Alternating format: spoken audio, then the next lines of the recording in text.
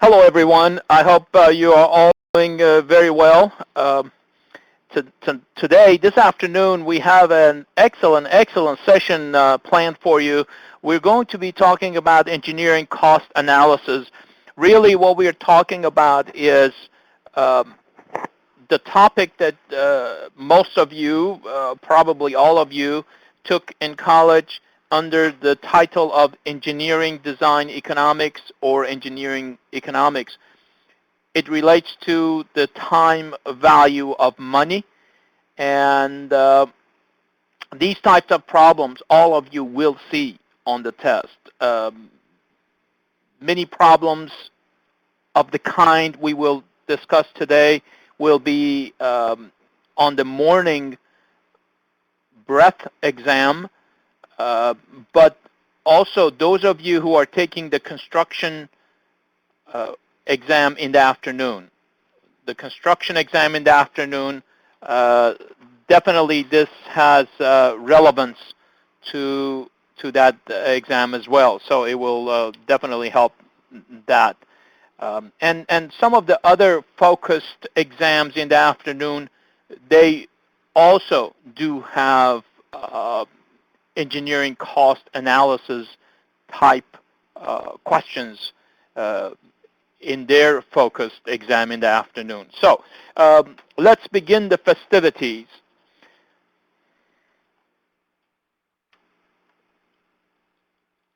I have provided you with some definitions. I would not worry about these definitions for the test, but it is for your reference and puts things that we will be talking about today in perspective. This slide number 4 uh, introduces us to what is known as the cash flow diagram. So I need for you to recognize how these uh, cash flow diagrams are put together, because uh, in many of the problems today, um, if not all, we're going to be looking at these kinds of cash flow diagrams. So let's learn the principles. Basically, if you would please take a look down here,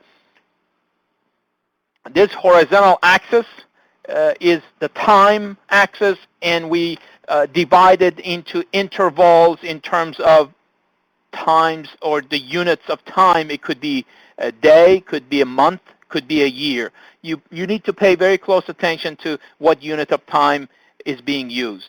Now, anything that is a benefit, meaning anything that we receive, if we receive, if it is a payment that we receive, or any kind of a service that we receive, we will show it in terms of a positive amount on top.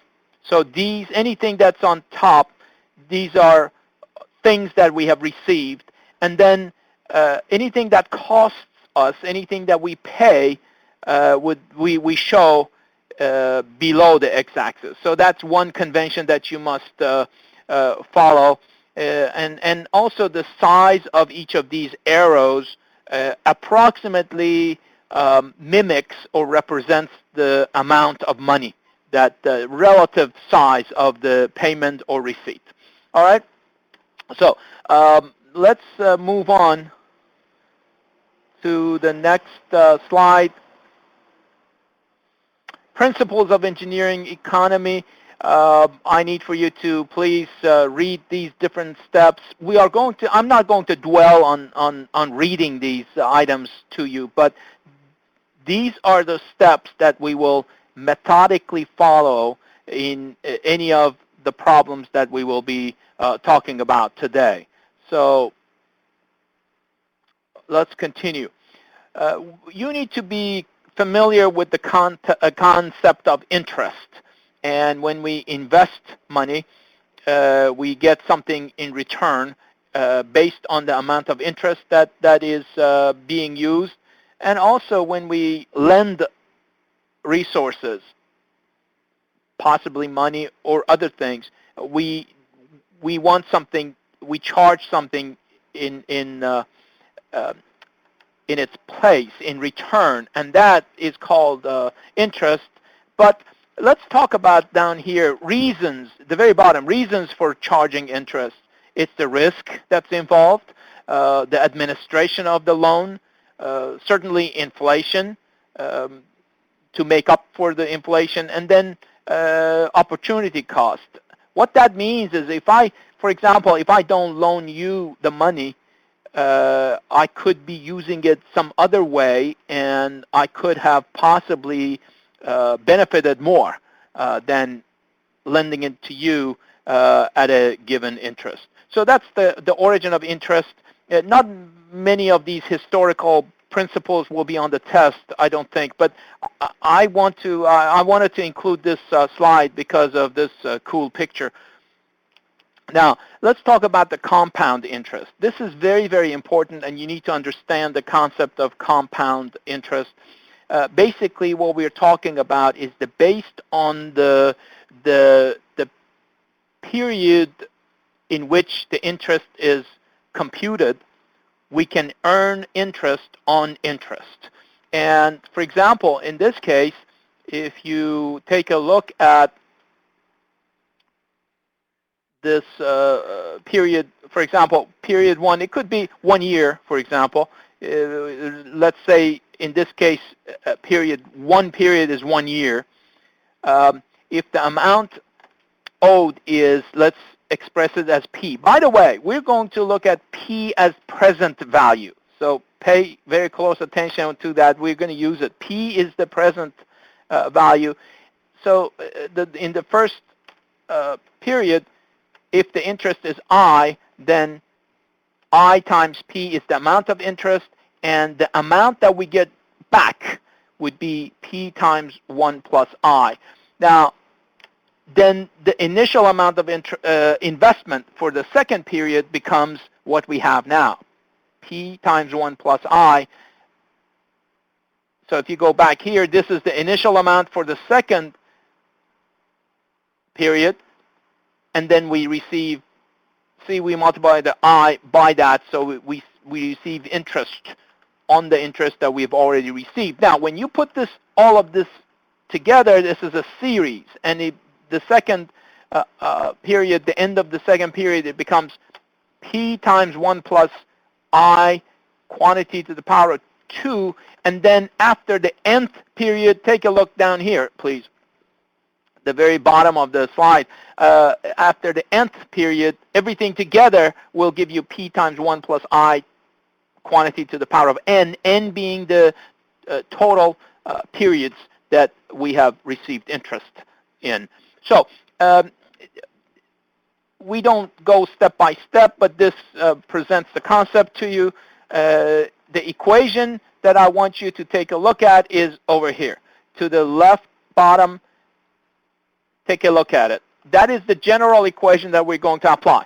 So that is F, which is a future value.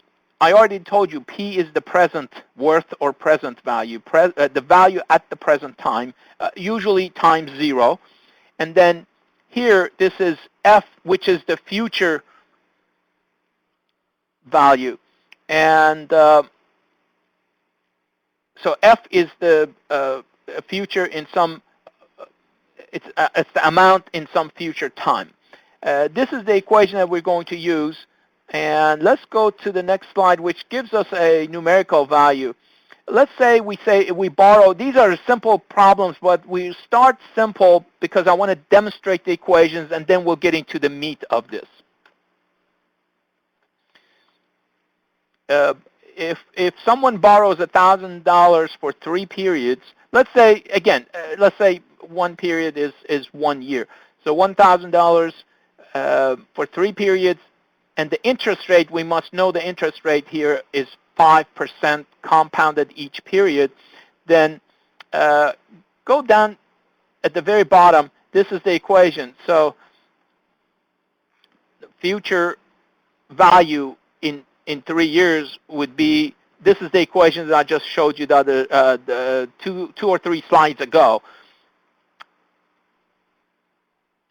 That becomes 1157 57.63 in 3 years. Another way of looking at this, and this is really something that you need to tell yourself, $1,000 today is equivalent to $1,157.63 in 3 years if the interest rate is 5% and it is compounded annually. So let's move on.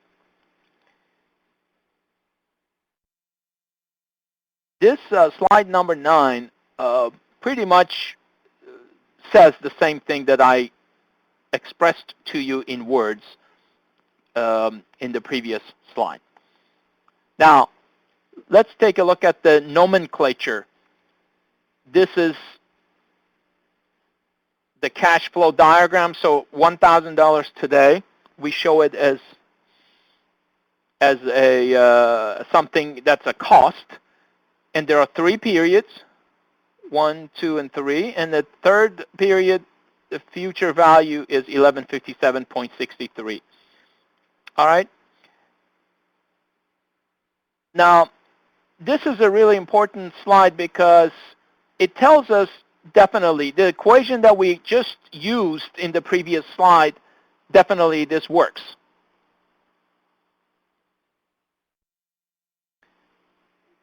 But that's not the approach that we always use. What we use is the approach expressed down here in this box, the lower right-hand side of the slide. And I will explain what that is because that's the technique we're going to be using throughout this presentation. Let's take a look at this, the statement of the problem. And that is in the box on the left-hand side, bottom. I'm getting a couple of messages regarding the audio. You guys have a problem with the audio? I think you can hear it, but is there a problem? All right. So a firm, okay, thank you, Jeremy. So a firm borrows $1,000 for 8 years at a rate of 10%. How much must be repaid in a lump sum at the end of the 8th year? I want you to train yourself to, as soon as you see this problem, this is what I want you to do. It says a firm borrows $1,000 for 8 years. So the 1,000 is what? What would you say? Is that a future value or a present value? You're right. It's a present value. So immediately write down P is equal to $1,000. All right. And then for 8 years, immediately write down N. N, lowercase n you can use. N is 8. And I, which is the interest rate, 10%. So what is it that's missing? F. F, future value, is missing. So I need for you immediately, as soon as you see these problems, write down the nomenclature and what you have and what it is that you want to find. So then F here, the future value, would be equal to, now this is a different approach I'm showing you. I need for you to pay very close attention. So F, which is the future value, would be equal to P, which is the present value, times a factor. You see that? That is a factor in the box. And that factor is very important that you need to understand how that's written. The factor is F over P. We read that as find F given P. All right? So when we say in that factor, we say F over P, that means we are looking for F given P. Then the second number in that factor is 10%, and then the third number is the years, the number of periods. In this case, 8. All right? Now, P is given, so substitute $1,000 for P. But what we need to do next is to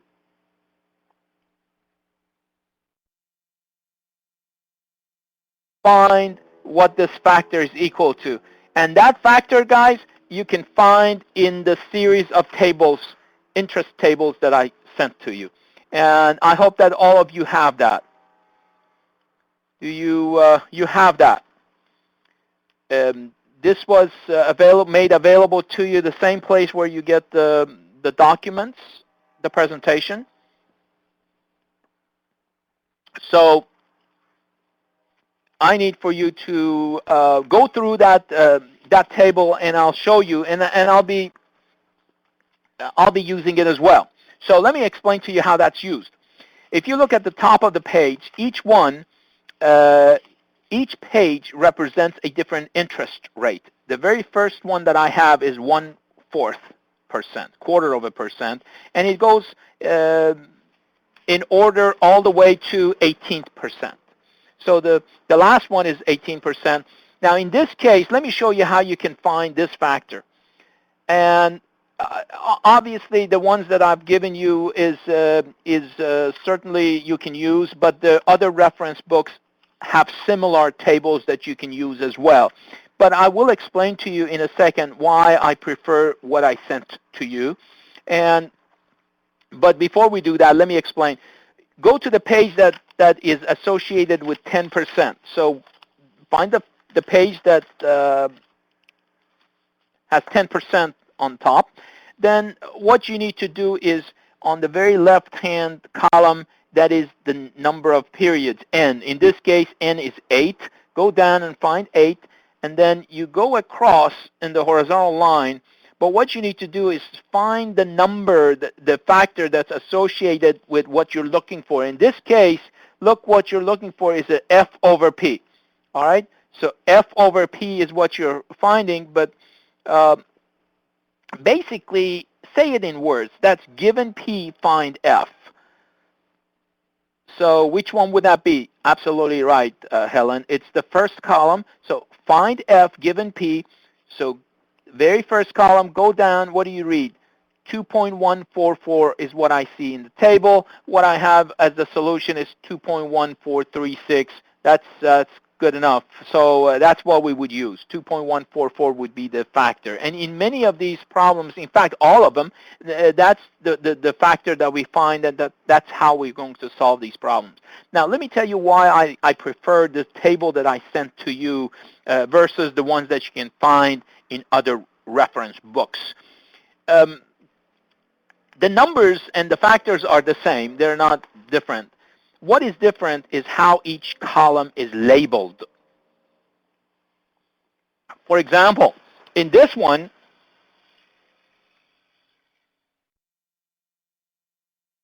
you can see the column heading. It says find f given p. Or the second one says find p given f. Very, very simply, you can interpret which column you would use. In many of these tables you find in other reference books, what they have is simply just they say f over p, p over f, a over f, or whatever. The problem that I have with that, since you're not familiar with this, this is not something you do every day. Right in the middle of the exam, you're going to start thinking, is it f over p I'm looking for? Is it p over f, or what? But when you look at it in words, it's very, very clearly it says find f given p. That would be easy for you to interpret. So really, that's the only reason that I prefer you use this table. Now, let's look at a different problem from a different angle. In this case, please take a look at this. Well, there are a lot of things on this slide, but let's take a look at that box, the very bottom left. It says a firm wants to have $2143.6, $2,143 in 8 years from now. So immediately tag the 2143.60. What would that be? That's you got it, future value, F. That's an F. N is 8. Then the next slide, or the next sentence says, I is 10%, so I 10%. So we know F, we know N is 8, I is 10%. What is it we're looking for? The present value. P is what we're looking for. So take a look on the right-hand side. It's P is equal to F times a factor. Now that factor would be the factor associated with find P given F, again, associated with 10%, and then you go down to the column or the first column, the row that is associated with 8 as the number of periods. And that factor, please take a look at it. I see 0.4665 in my page, so I hope that you can find that as well.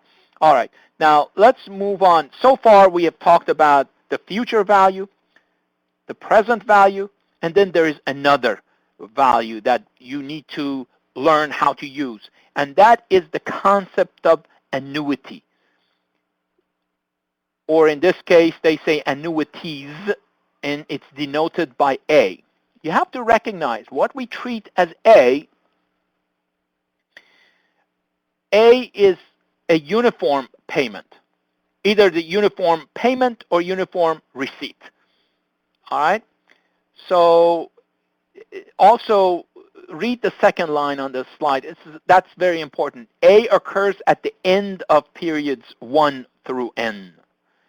A occurs at the end of periods 1 through N. P occurs one period before the first A. That is the rule with annuities. All right? And Matthew says using the tables is the same as using the equation. Yes, absolutely. If you prefer to use the equation, that's fine. But in many cases, using the table would be quicker. But no, you can use the equations as well. All right, now let's go back to this concept of annuity, which is referred to as uniform series. And in this case, Matthew, here is the equation. If you prefer to use the equation, this is what you would be using. Future value, F is the future value, and A is a uniform payment in this case. All right? So if you want to use, this problem, this equation expresses the following. For example, if you want to have $10,000 in 5 years, if you want to have $10,000 in 5 years, how much should you set aside each month? So at the end of the 5 years, you will have $10,000. So in that case, if you solve that problem, 10,000 would be F. 10,000 would be F. The problem I'm telling you is different from what you see on the slide. So let's work on this. Future value would be $10,000. What are we looking for? What is it that we're solving for? Correct. A. A is what we're looking for. In this case, I said A is a monthly payment. All right? I said, let's say you want to have $10,000 in 5 years. You want to know how much you should set aside each month. All right? So you tell me, and I want you to type in, what would you use for N? N is the number of periods. So what would you use for N? Okay, Brian Ferguson says 60. And 60 is correct because you see it's 5 years and there are 12 months in each year because I said it's a monthly payment.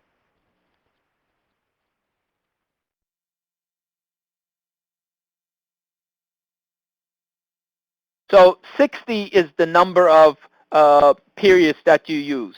All right? Amjad, I don't know where you got that number, but it should be 5 times 12, 60. All right? And then what about the interest rate? I did not tell you the interest rate. Let's use the interest rate that Amjad told us. Amjad says 8, so let's use an interest rate of 8%.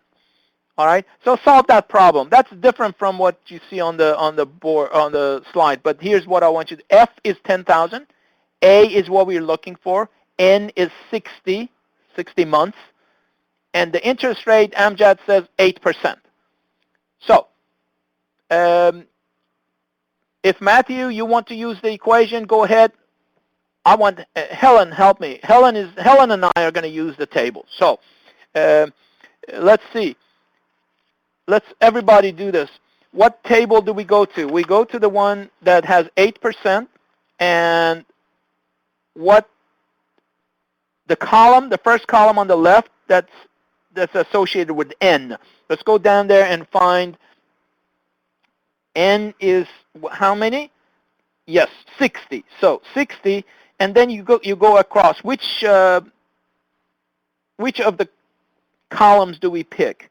Well, we said find A given F. So find A given F. Guys, I think it's the third one over. Do you agree? Third. Yeah, Amjad says third. So what did we get? 0.008. Did I do it right? Do you guys get 0.008? So the equation is 10,000 is equal to A times 0.0008. Helen, help me out. A comes out to be what?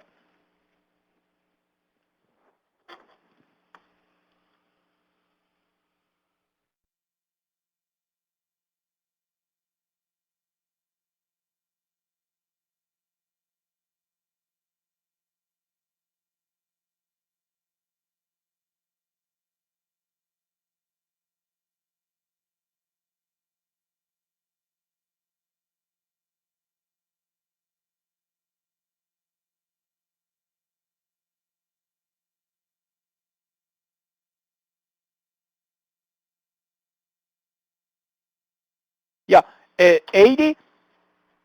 Some of you are saying 80. Audrey, Audrey says 80. Is that correct? Brian says 8.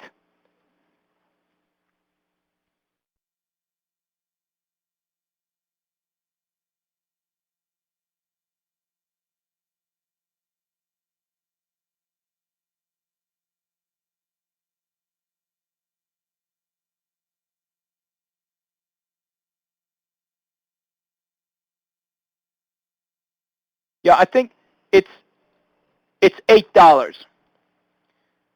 It comes out to be $8. So those of you who are getting $8, this is $8 per month at 8%. You're correct. If those of you who are getting $8 per month.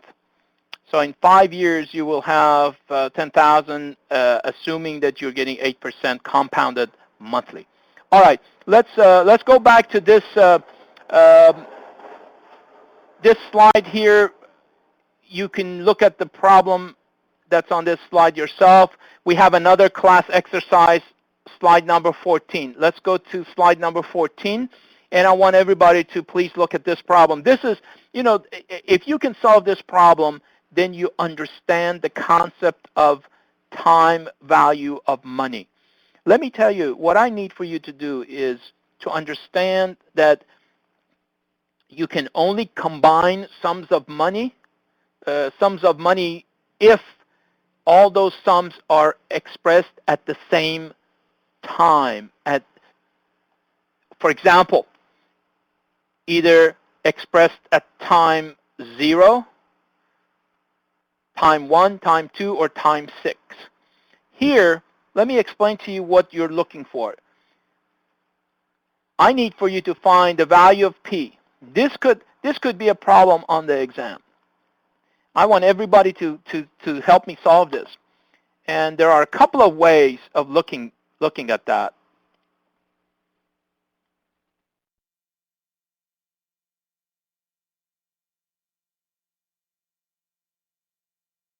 So P,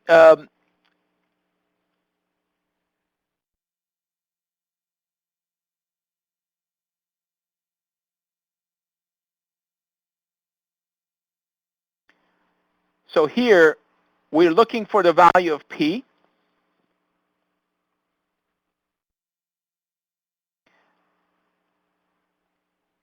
And we have 3 payments of $25, periods 1, 2, and 3.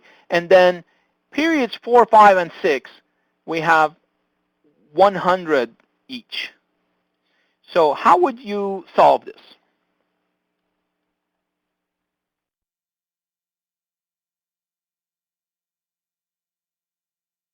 How would you solve this? Well, there are a couple of ways of doing it. You can treat this as 6 different cases. Find P given F for each of these amounts separately.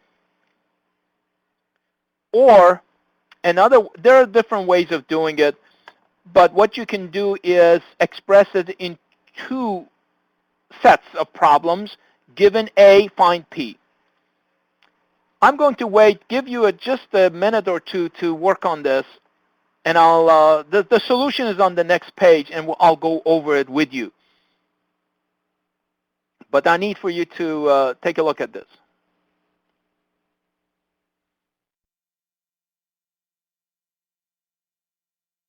What do you guys think? How would you approach this problem?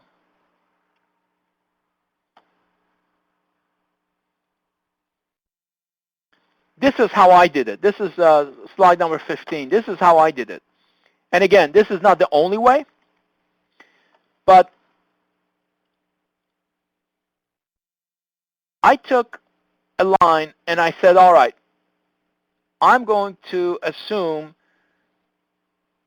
the A value is $25 for all the periods 1 through 6.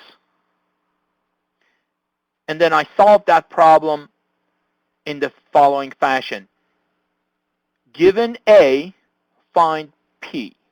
Given A is 25, A is 25, P, in this case, I called it P1, and the interest rate, I think the interest rate is 10%. I got to go back. Yeah, use interest of 10%. All right, so you can find P1 using the table or the equation.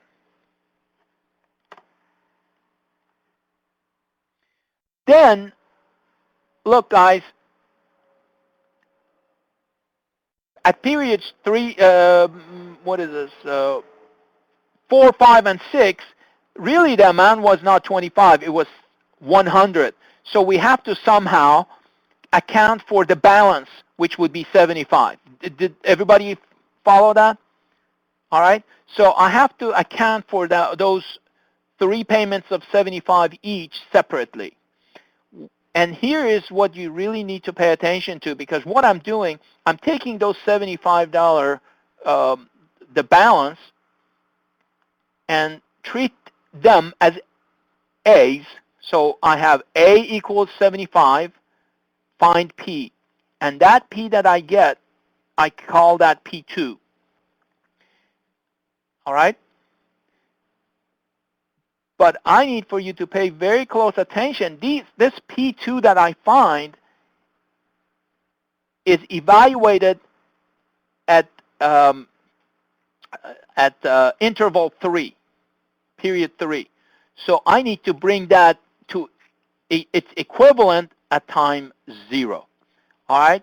So what I did here, I treated P2 as a future value, brought it to P0, treated it as a P value, present value. Here is the solution. This is actually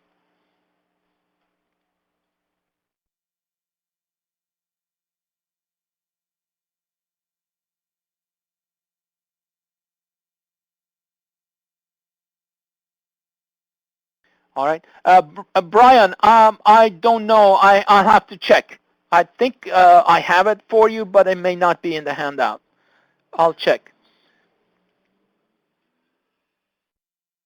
All right.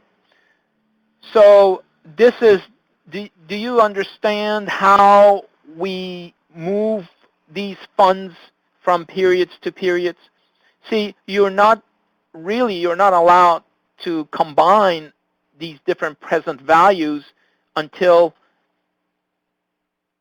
they're all expressed at, in this case, time 0. All right? So I hope that this is clear to everyone, because this is a really important point. So it's $249 is the p-value. If you, and there are other ways of doing this as well. All right? And Matthew, what you're suggesting is also correct. Yes. All right. Let's move on.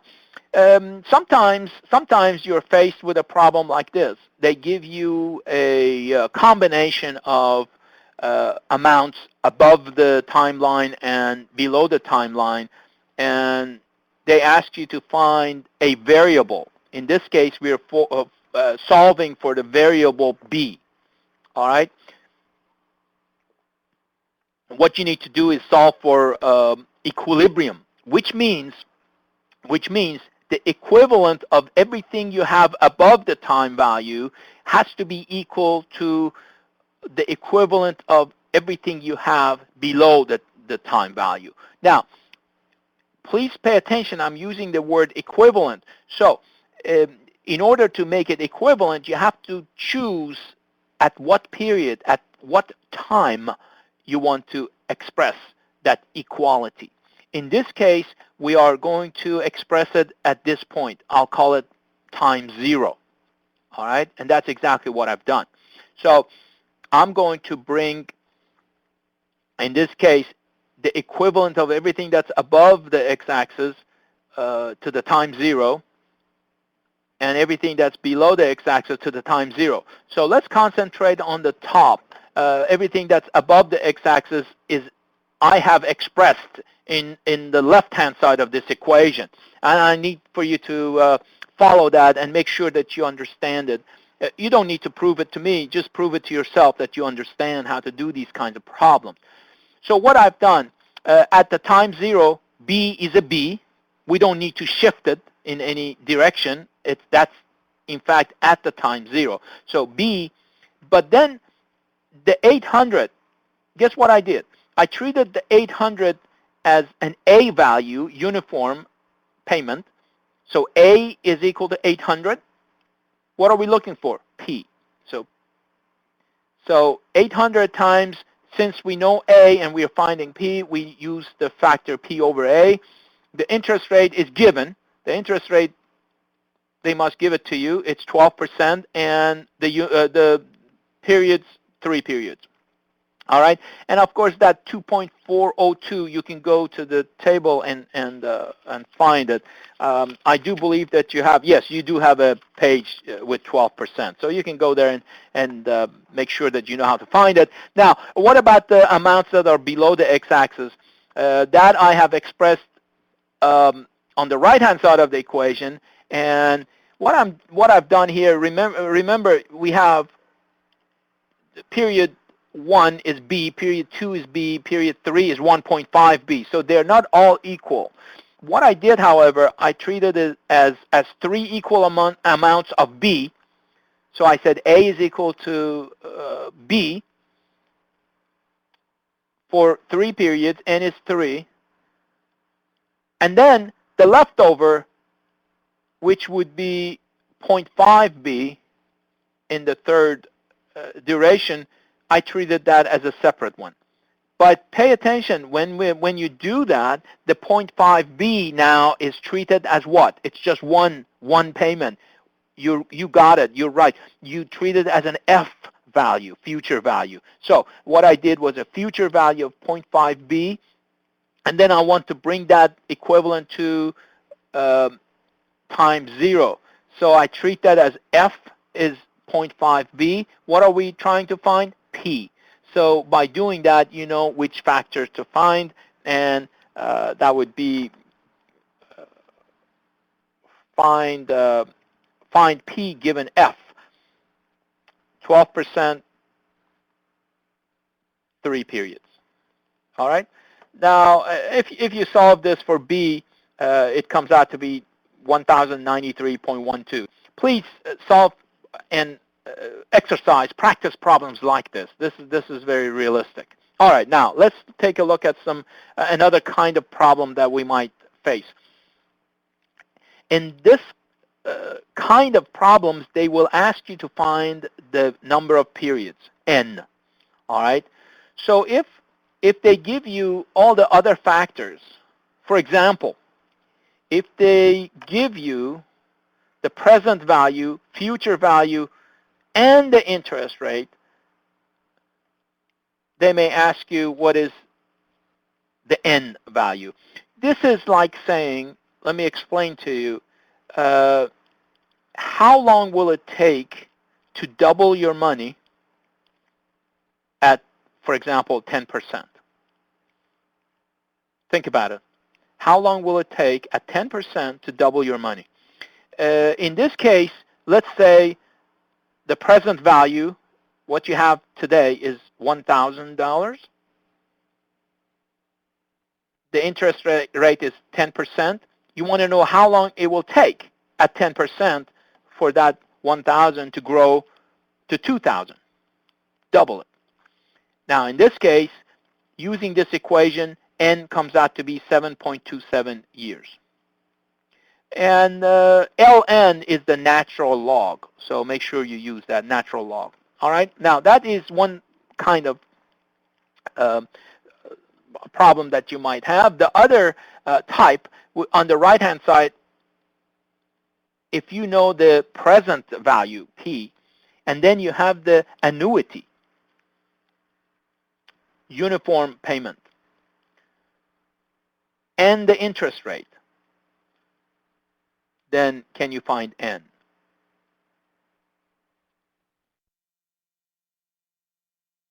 All right. So in this case,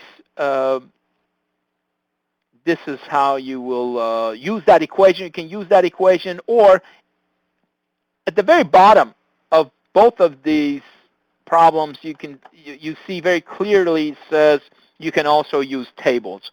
Sometimes it's easier to use the equations, and in this case, in both of these cases, I will tell you guys, please take a note of it.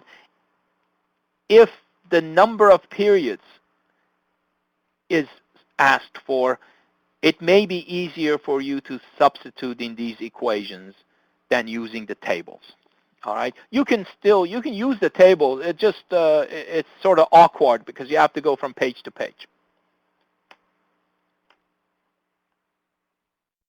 All right, Ryan is saying, how do you know the time frame units? Well, that will be given to you. They will express that either in months or years, and if they don't, that means it really doesn't matter, and you can assume whatever you would like to. All right. Now, on page 19, it says solving for the interest rate. Sometimes everything is given, but it's the interest rate that we have to solve for. And here's the equation. And this equation, it works for if you know the future value, you know the present value, and you know the period. All right. Let me explain to you in words what this means. When do we apply this? Well, you can ask yourself, how long will it take? I didn't mean to say how long. You can ask yourself, at what interest rate? At what interest rate will I be able to double my money in 8 years? What should the interest rate be that I double my money in 8 years? That's what this particular example solves. All right? And also, you can use the table for this. Class exercise. Let's take just a couple of minutes to see if we can solve these two problems. Help me out with this. These are two separate problems. The top one first.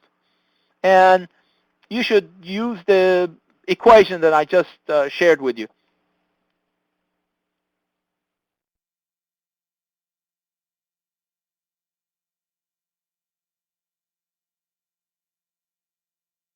Is El Paso with us today?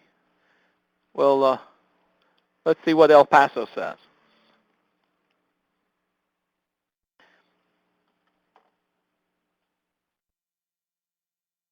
Shanna says N is 31.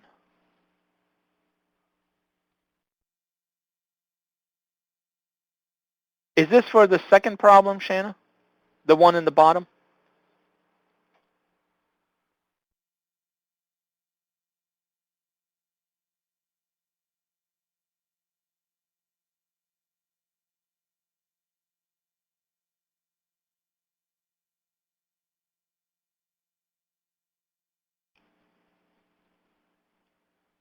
Okay, we're getting some answers. Problem 1, I is 20%. Oh, I think, yeah, Shanna says I is 20% for the first problem.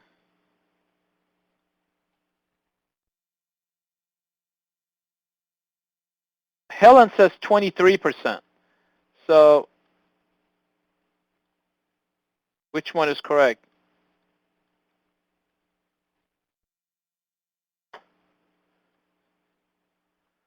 All right. Amjad says 23%. Many people are saying 20%, 23%. So I'll go with 23%. Okay. So guys, the interest rate is 23%. If you didn't get that, please go back and review your solution. All right. What about N? Who has N? Shanna says 31 years for the second problem. Let's see what Amjad says.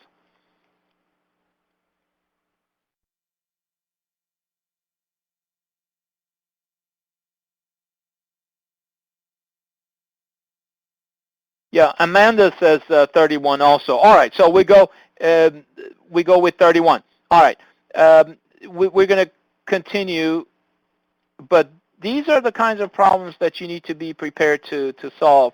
All right, here we're going to talk about the concept of nominal interest rate and effective interest rate. All right, nominal interest rate and effective interest rate. This is sometimes when you go to get a mortgage, for example, to, purchase a house and you apply for a mortgage, and they do give you two different rates. They give you one that's nominal and one is effective, all right? And that is a function of the compounding period, all right? Let's read the first sentence. Often the time between compounding is less than 1 year. All right? So let me make it very simple. If the interest is compounded annually, once a year, then that relates to the nominal interest rate. All right? The annual interest rate compounded only once a year, that's the nominal rate. However, if there are more compounding periods within the year, then in addition to the nominal rate, we have what is known as the effective interest rate. So in order to find I effective, this is the equation we're going to look at. And on the left-hand side, that's the effective interest rate. The right-hand side is 1 plus R over M, the whole thing to the power of M, minus 1. All right? So let's see what are these ingredients that go into this equation. R, this R is the nominal annual rate per year. That's the nominal rate. Then in the denominator, M, lowercase m, is the number of compounding periods per year. For example, if it is compounded semi-annually, which means compounded every 6 months, then M here would be 2. All right?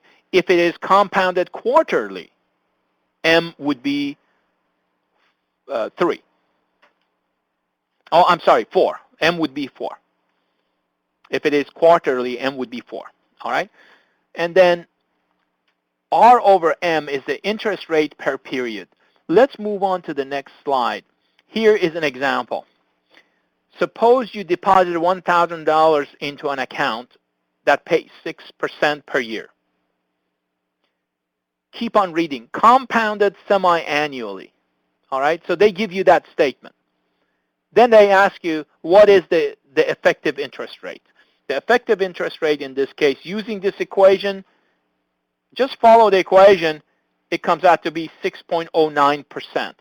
So when we have more compounding periods within the year, the effective interest rate is higher than the nominal rate.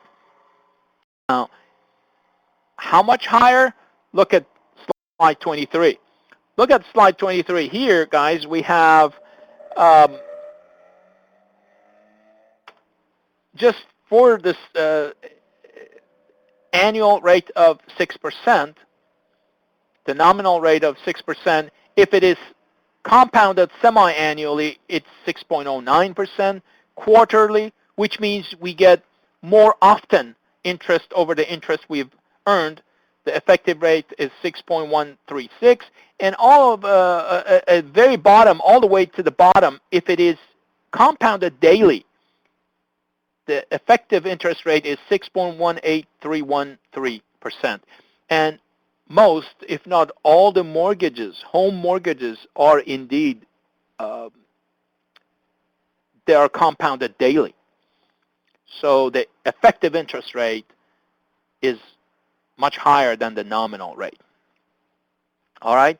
Make sure you understand this concept, and also make sure you understand how to calculate these kinds of effective interest rates. I hope that's clear to you.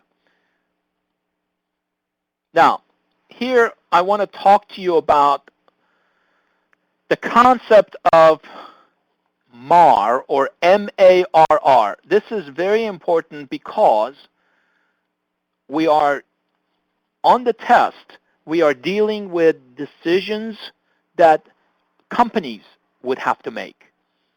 And companies use what's known as minimum attractive rate of return, or MARR. Now, let me ask you a question. It's a question that we often ask ourselves. How much money do we need to have at retirement? I'm sure you have wondered about that. So how much money do we need to set aside, let's say, each month? So at the time we retire, we will have a certain amount of retirement funds. So tell me, how much would you want to have when you retire? Somebody tell me.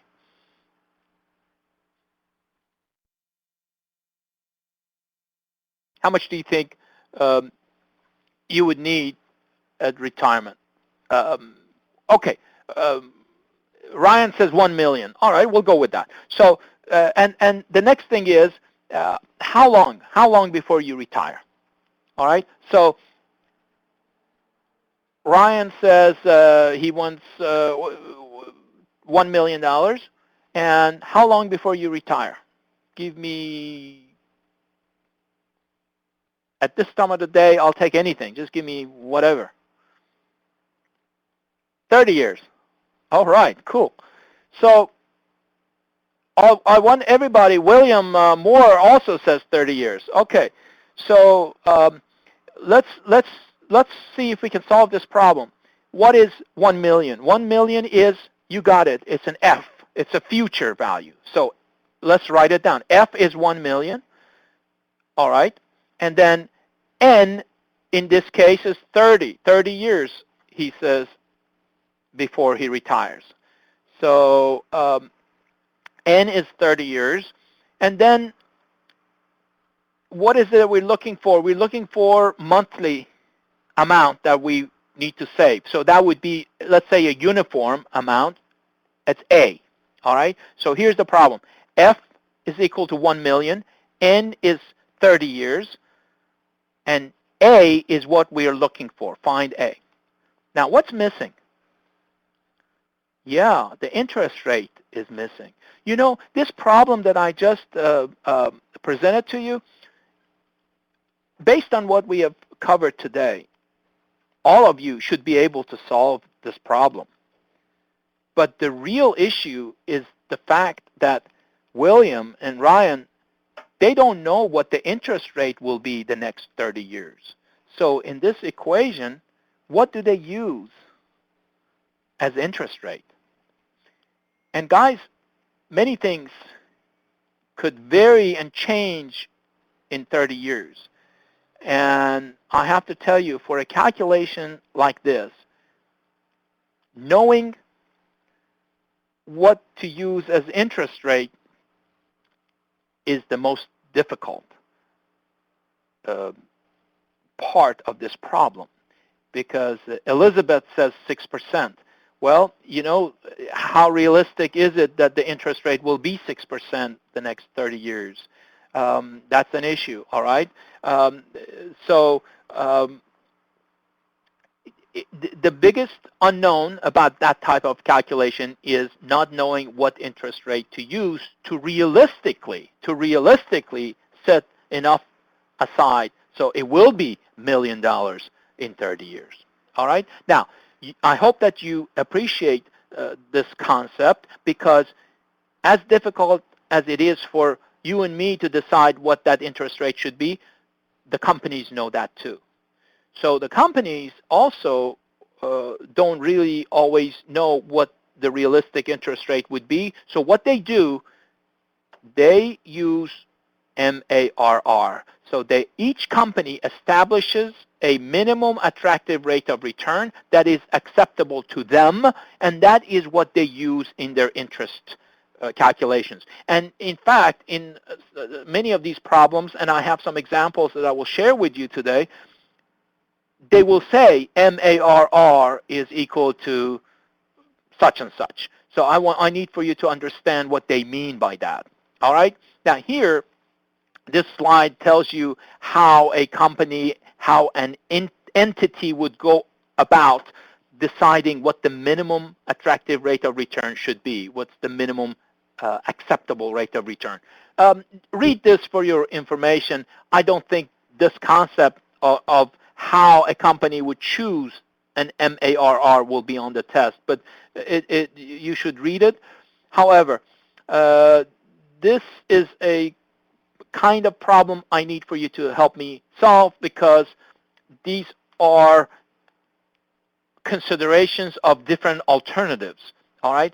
And this is, you will see problems like this. They give you different alternatives, and they say, which one should this company choose, all right? That is what we're talking about right now, all right? So there are 3 different methods, but I'm going to use the present worth method. There will be several alternatives that we will have to assess, and then it's based on MARR, but MARR, you just treat it like an interest rate, all right? There's this equation down here, but don't get too concerned about that. This problem is much easier if we use the table values. All right, here's an example. And I want everybody to pay attention to this. This is very typical kind of problem that you might see. An investment of $25,000 is expected to save $8,000 per year for 5 years.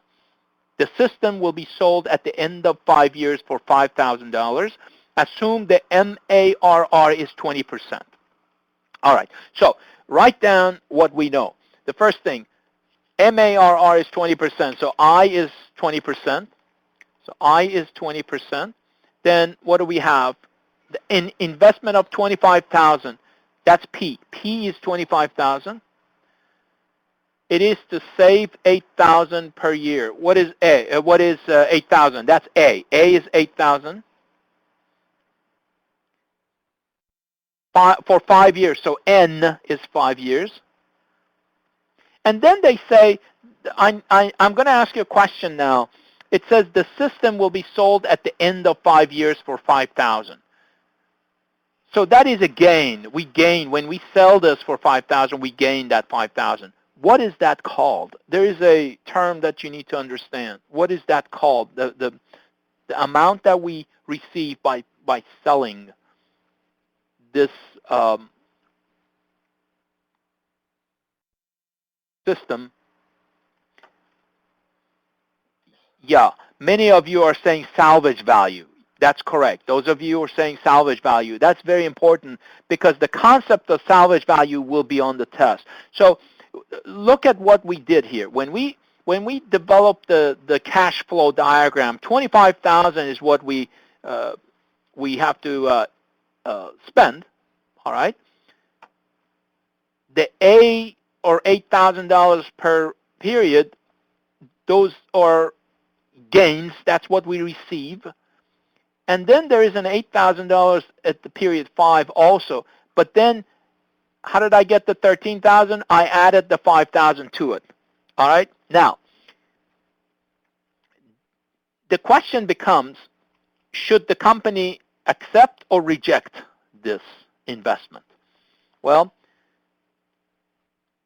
I am demonstrating the solution by using the present worth method. In other words, I'm going to bring and find the equivalent of all of these amounts, whether it's a receipt or a gain, at the time 0. That's what I mean by present worth. All right? So I need for everyone to understand how this equation at the very bottom is developed. Present worth is equal to minus 25,000. That's at the time 0. That's the investment. Then treating 8,000 as A. So the factor that I use is given A, find P, 20% for 5 periods. And what I did, I also included the 5th period, only the 8,000. All right? But if I do that, I have to account for the salvage value in an additional sum and treat that as an F. So that's just one single sum. So I treat the 5,000 as a future value and find its present worth. Again, 20%, 5 years. It all, when you add it all up, remember the investment 25,000 I treated as negative. That's something I have to give out, and then I receive everything else as benefit. Now, if the present worth comes out to be $934, well, it doesn't really matter how much, what the value, what the number is. As long as the present worth comes out to be positive, the answer is accept. All right? All right? And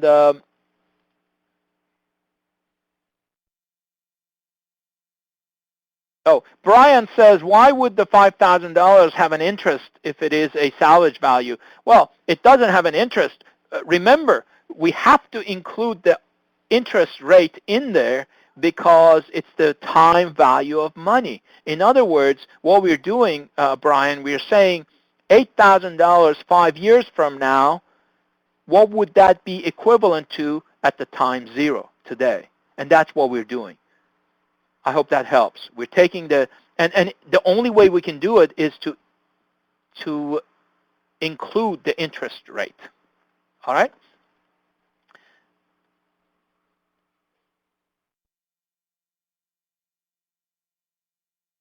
Yes, Amber, I know that. Okay, 29, this is the same Same problem you can solve, but here you use the future worth, FW. Um, and then I'm not going to go over this. This is just a different way that will give you the same answer. You can find the future worth or even annual worth. And as long as future worth or annual worth are positive, then you will take the investment. You will accept it. I'm going to flip through that because you can look at it. It's just solving the same problem. But now this is different. This is different, and I need for everyone to pay attention. Remember, I told you you will be presented with um, different alternatives. This is one such example. There are four alternatives. Alternatives A, B, C, and D.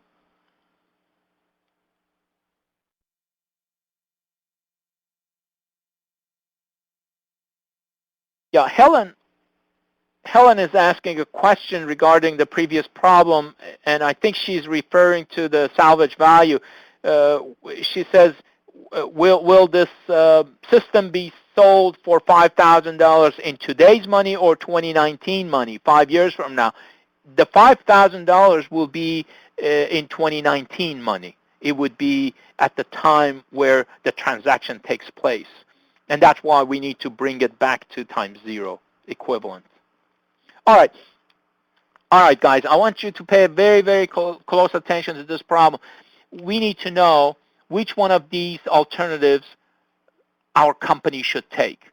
Alternative A, B, C, or D. Before we do that, I need to help you read this. EOY, that simply stands for end of the year. All right, so please make a note of it. EOY is the end of the year. All right, so at the end of the year 0, which is now, alternative A will cost us $390, let's say. All right, I mean, you can make these millions or 390 times 1,000, but let's just make it simple. All right, so at the end of the year 0, alternative A cost us $390.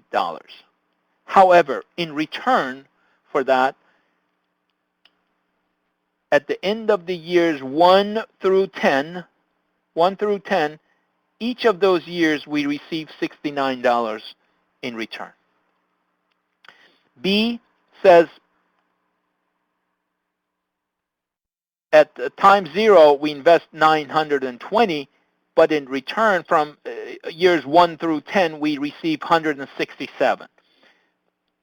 C says we invest $660 now, but years 1 through 10 we receive 133.5 yearly. Alternative D, this we call do nothing. That's the do nothing alternative. We don't invest anything, but we will also not receive anything in return. All right? Sometimes the do nothing alternative is what we should take. But let's take a look. How do you decide which of these alternatives your company should accept? Well, what you need to do, again, we need to bring everything to its equivalent value at a given point of time. In this case, let's bring it to time 0. All right? So present worth of A, all we're doing is bring everything to the time 0. It's the 390, which is a negative. We have to spend that. And in return, we get 69. But remember, treat that as A. A is 69. What is P? For 10 years, and guys, there may not be on this page, you may not see a 10%. Please add that. This problem, this is MARR is 10%.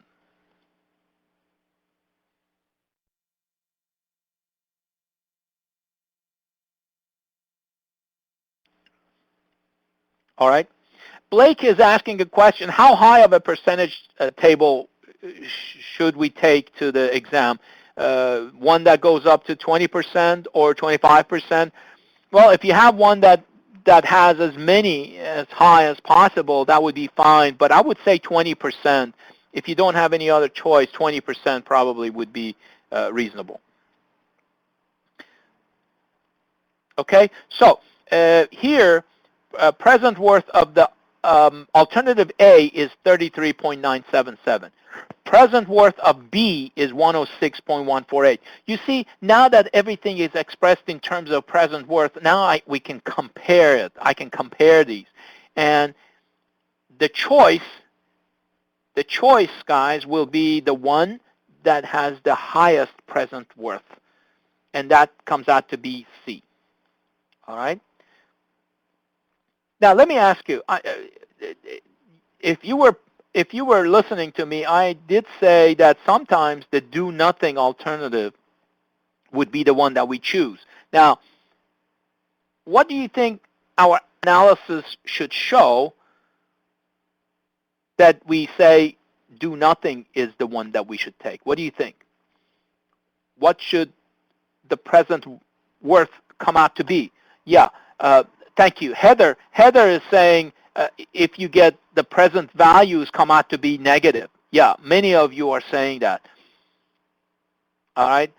Now, if all the alternatives, in this case A, B, and C, if all of them come out to be carrying a negative sign, then yeah, the do nothing choice D would make the most sense. All right. So this is how it works. This one on page 34, I have solved the same problem for you guys, but this time instead of present worth, I'm finding the future worth. All right, so you still get the same answer. Next, I'm going to bring to your attention a method that's called incremental analysis procedure. I need for you, this is, if there's anything complex that we're going to cover today, or is related to this topic, if any, this would be it. All right? So I need for you to pay attention to this method. And the reason I cover this method is because there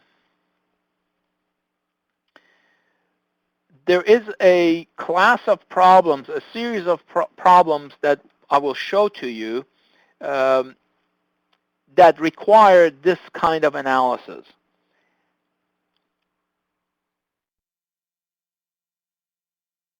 And I need to explain to you how the method works, and then I'll have a couple of examples for you. All right?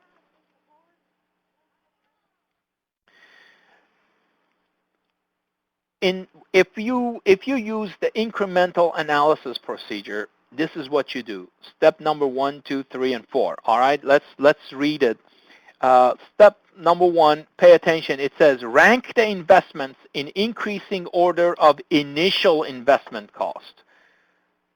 Let's underline initial investment cost, and we are going to rank the investments in the order of increasing initial investment cost. Least cost alternative is the current best.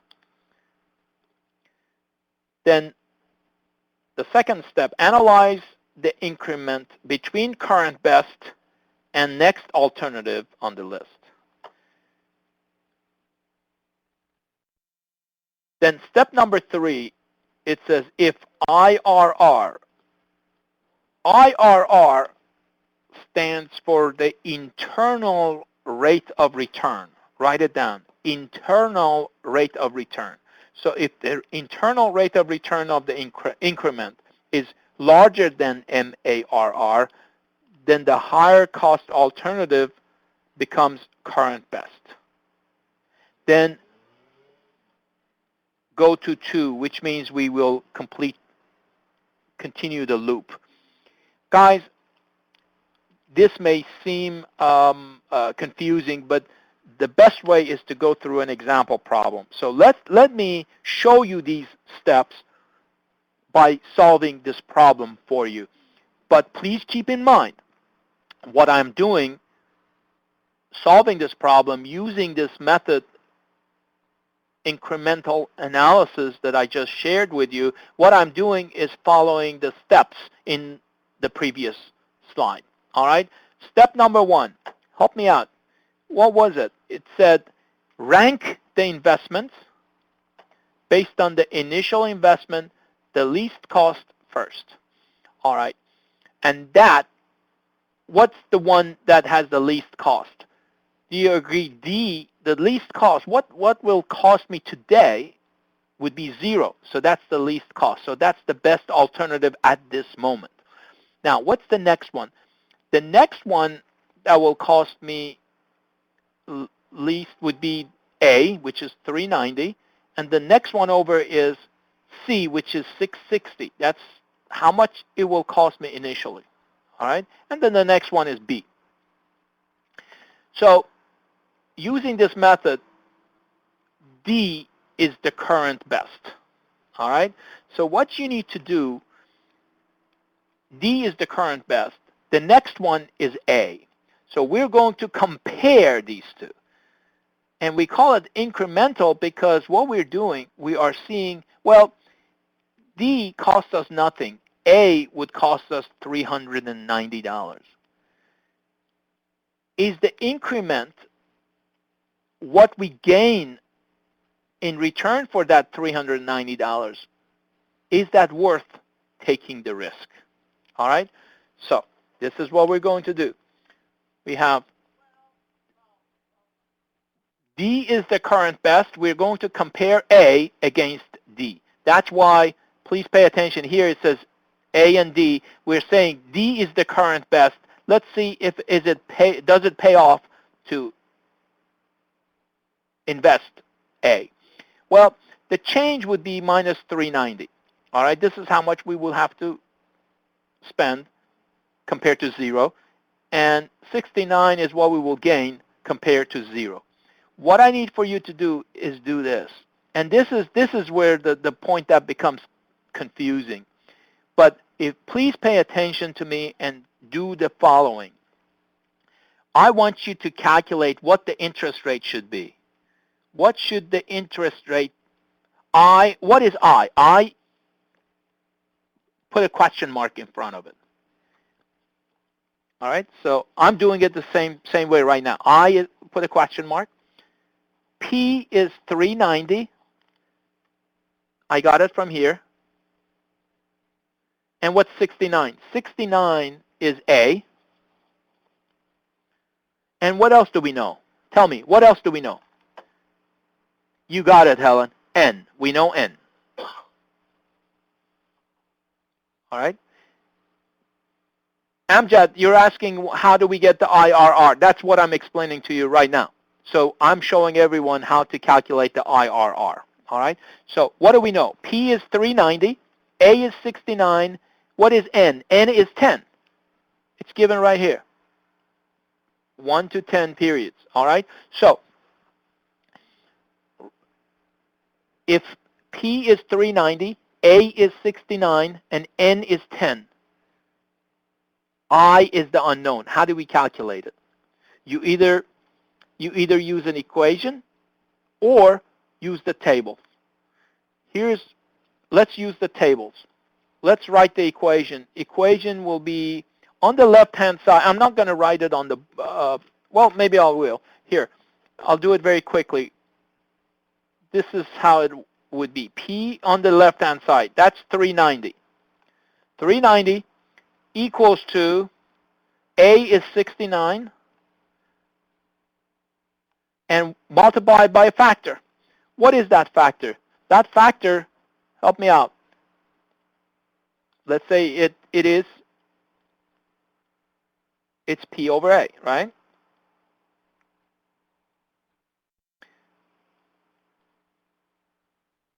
And some I, and N is 10. So here's what you do. Now, at this point, it becomes trial and error. Let's just pick an interest rate. Let's say the interest rate is 10%. All right? So go to, I want everybody to follow this. All right? go to the table that's 10%. No, don't use minus, just use 390. Ryan says, should we use negative 390? No, just use 390. So go to the page that says 10%, all right? And go to in the first column, find a row that is related to 10, n equals to 10, because we know that, all right? So go 10, n is equal to 10. Now go across and pick the factor that is in the column associated with P over A. All right? Find P given A. Find P given A.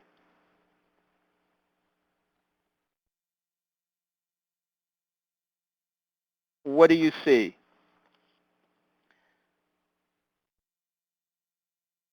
I don't know what you're seeing, but I got 6.145. That is the factor. That's the factor that goes in here, 6.145. But what are we looking for? That factor should be 390 over 69. Divide 390 over 69. What do we get? 390 over 69, guys, comes out to be 5.65. So this factor, what we're looking for should be 5.69. Does everybody see how I got that? By taking 390 divided by 69. So that's what I'm looking for. So you need to find the interest rate where the factor for P over A would be 5.69. We tried on a trial basis. 10% gave us 6.145. Go to 12. Go to 12. What do you see? If you go to 12, N10,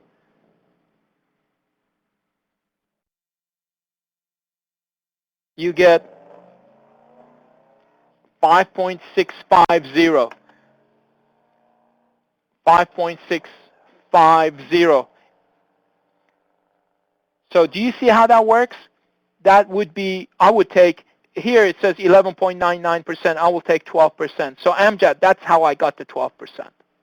Does everybody see that, how I did it? Divided 390 by 69, that gives you the factor that it should be. Then you flip through the interest rate pages, and in the column under P over A, see which one is 5.69 or closest to it. And once you find it, that's the interest rate.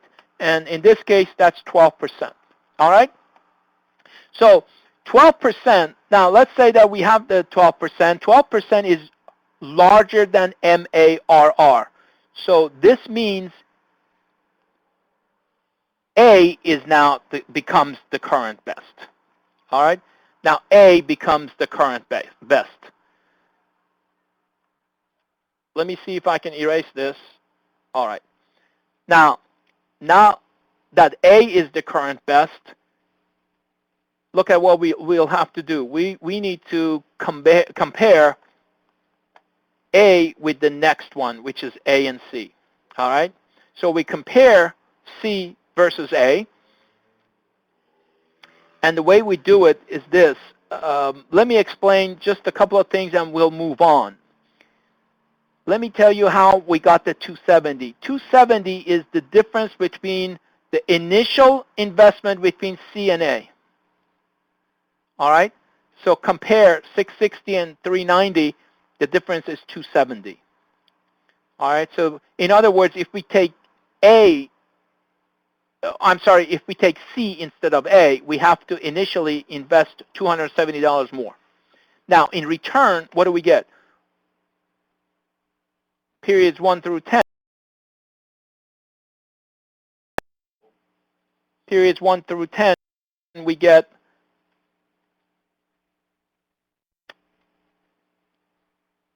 guys, I think we lost connection, but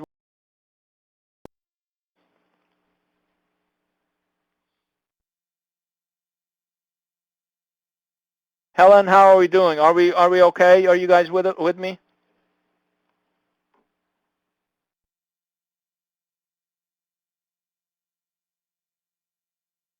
Okay, we're back. Cool.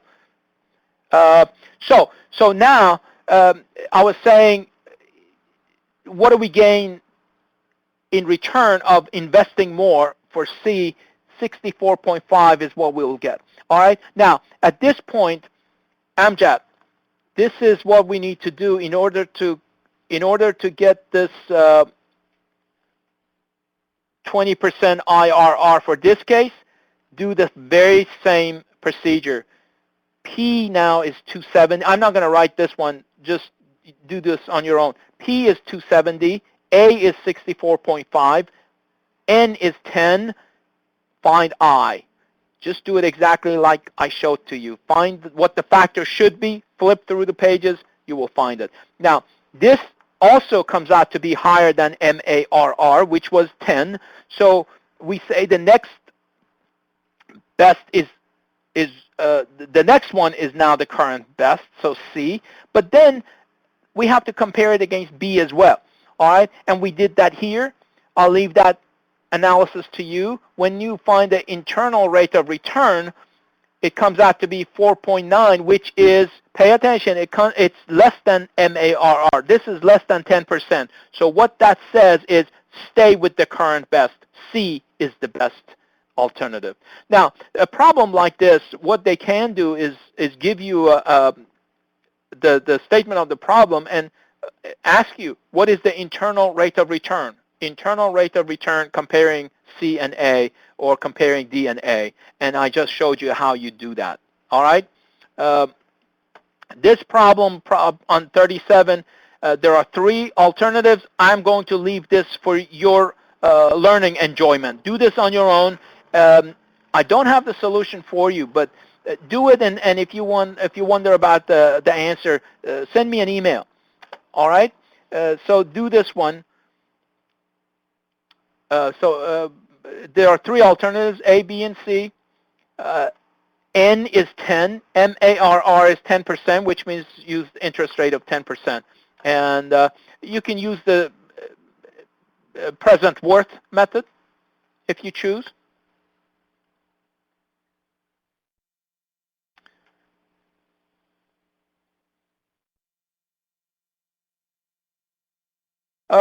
Adam says, what would the IRR look like if the do-nothing option was best? Well, as you compare the do-nothing with all the other ones, the IRR that you get is always less than MARR. That's what it would look like. And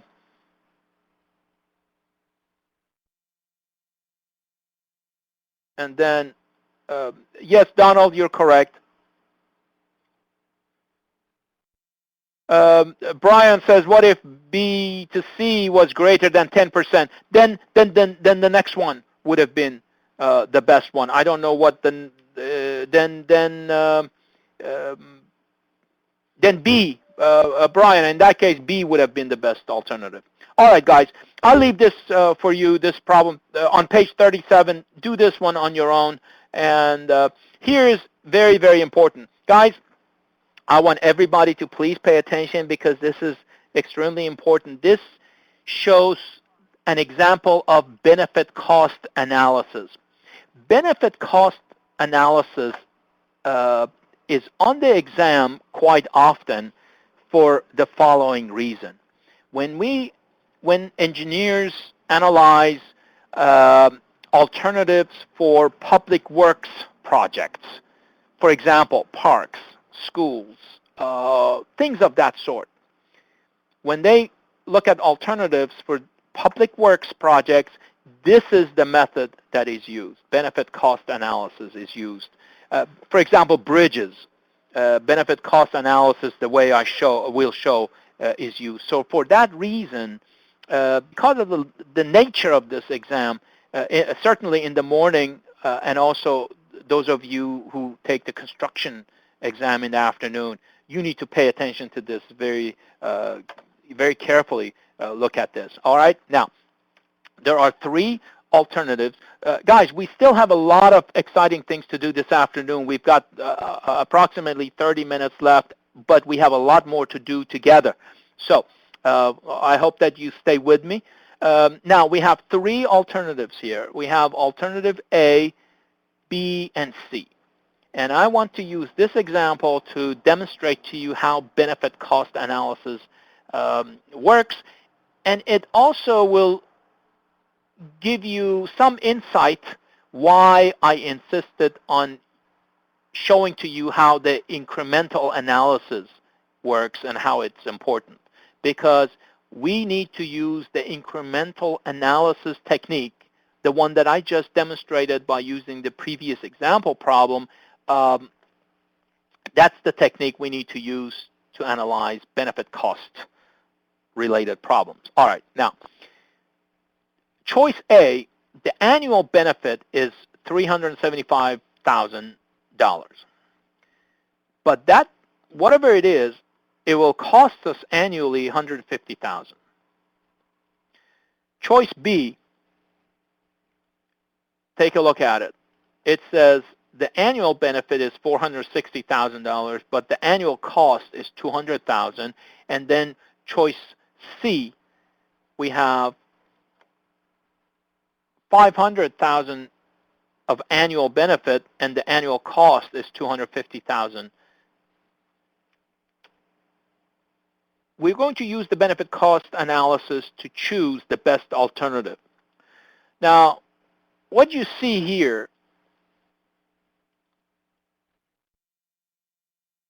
the B over C, that stands for benefit cost. The benefit cost ratio for A, if you simply take the benefit as expressed divided by the cost, if you simply do that, for A, it comes out to be 2.5, for B becomes 2.3, and C becomes 2.0. Now, you may say, based on this simple analysis, you may say A is the best alternative. Well, I'm here to tell you it ain't. All right? So, my message to you is when you see problems like this, if you simply calculate the benefit cost ratio in the simple manner that I have at the bottom of this table, this will not result in the correct answer necessarily. And in order to get the correct answer, we must use the incremental analysis technique.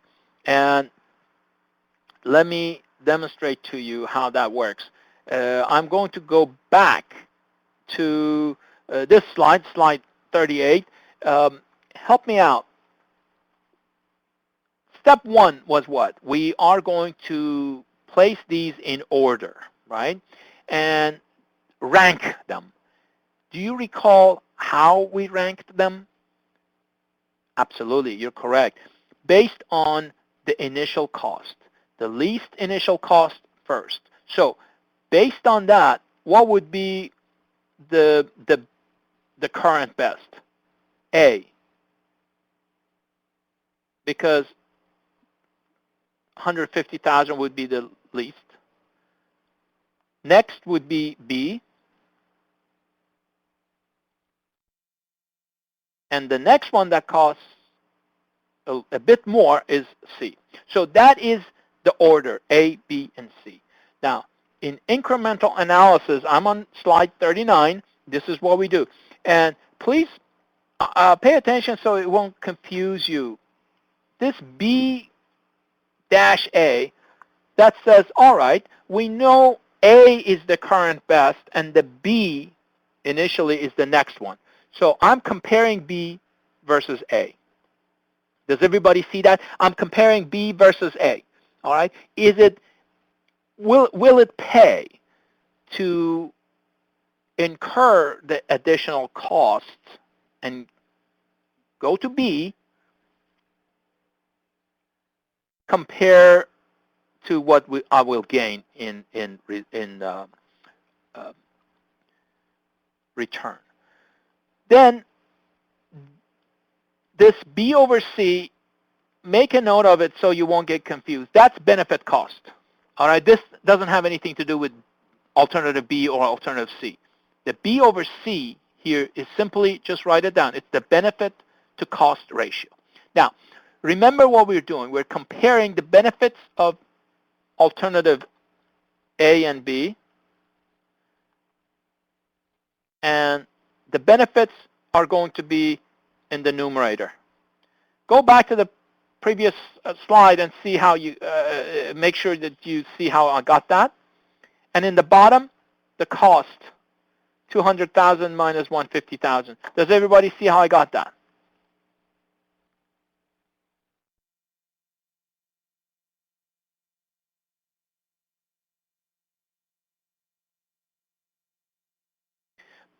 Michelle, we're going to discuss that. All right, so we changed the benefit 85,000 over the cost of 50,000. Does everybody see that? That's comparing B versus A. And the ratio comes out to be 1.7. All right, now let me tell you how this works. If this ratio, benefit to cost ratio, is greater than 1, if the benefit over cost ratio is greater than 1, then we accept the next alternative. So in this case, we accept B. In other words, B becomes the best, the current best. Did everybody see how that worked? All right. Since the benefit to cost ratio is greater than 1, 1.7 in this case, then B becomes the current best. All right. Now, the next one is C. So here we're comparing C versus B, which is the current best.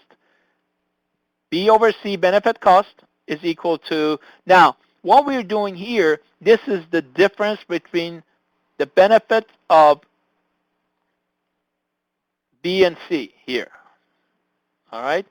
And in the bottom, this is the cost associated with B and C. In this case, the benefit cost ratio turns out to be 0.8, which is less than 1. Less than 1. So that means it's not worth going from B to C. So what's the best alternative? B. B is the best alternative in this case. All right? Now,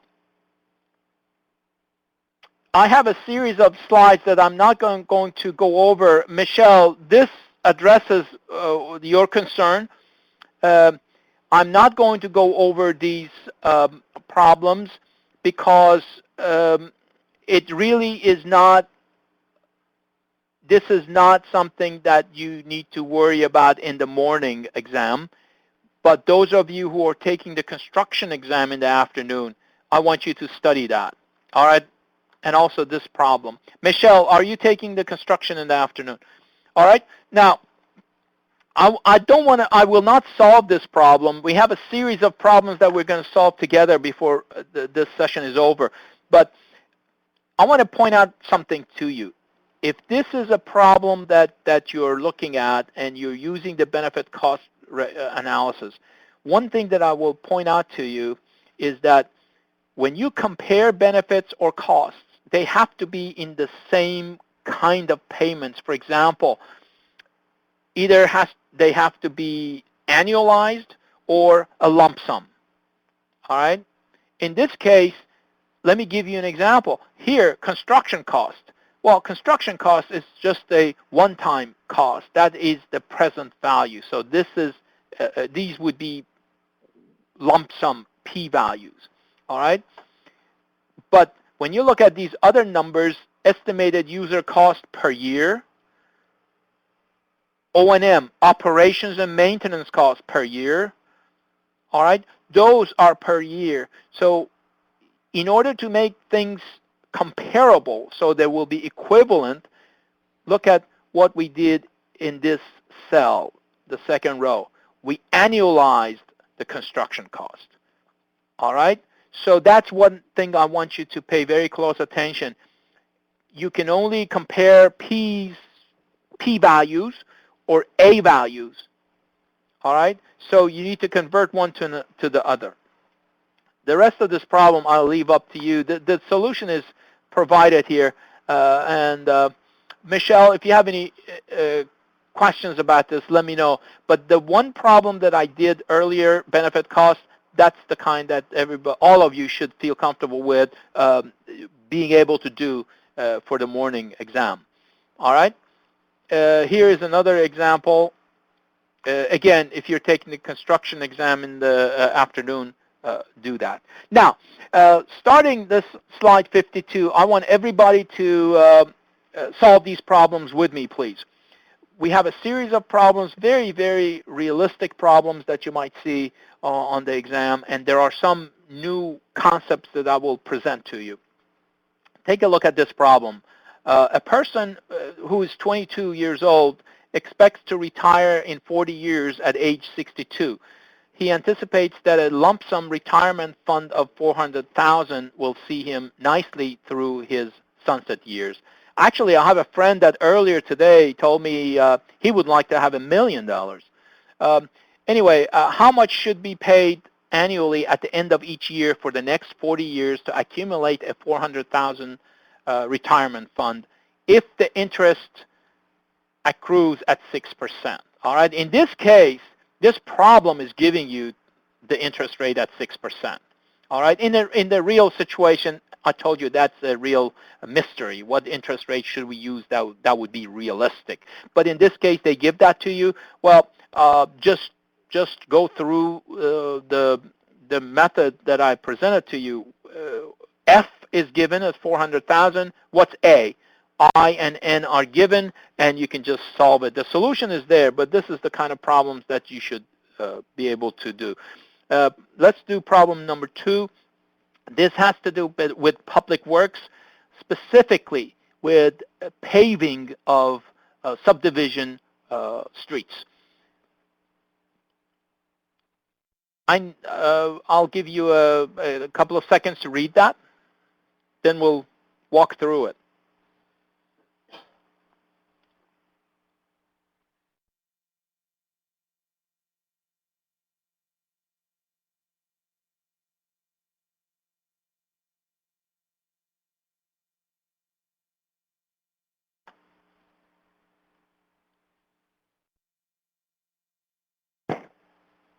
Okay, guys.